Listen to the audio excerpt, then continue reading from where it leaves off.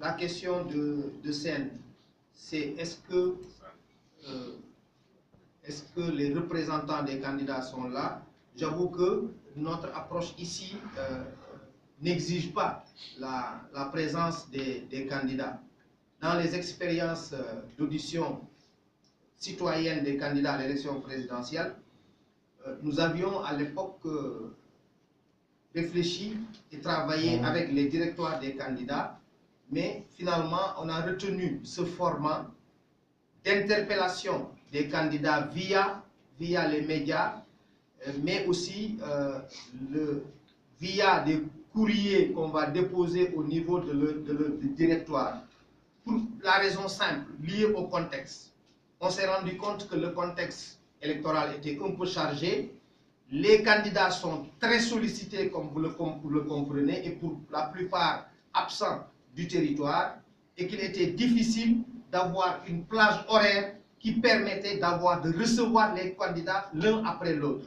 Parce qu'en réalité, dans l'approche d'audition citoyenne, pour éviter de rassembler les candidats et de transformer notre espace en espace de propagande, nous avions voulu les recevoir l'un après l'autre.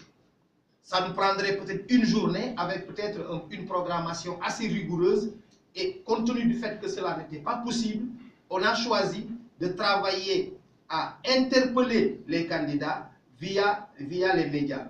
Nous avons quelqu'un qui appuie ce travail-là pour relayer, parce que les 5 candidats, les comptes Twitter des 5 candidats sont tagués, et qu'ils sont en train de suivre.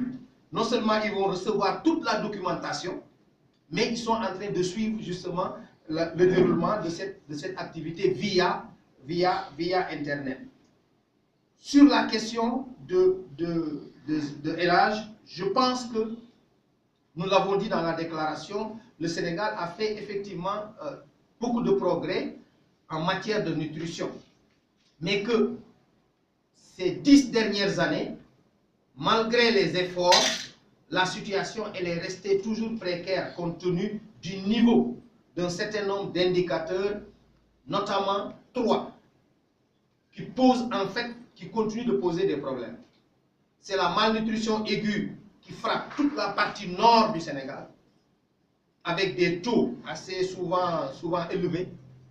La malnutrition chronique qui sévit dans le sud et le sud-est, Sédhiou, Tambacounda, Kolda, et l'anémie qui est une problématique nationale. Ne serait-ce que ces 3 indicateurs, sur ces 3 indicateurs, on s'est rendu compte qu'il y a eu en fait pas beaucoup de progrès compte tenu des acquis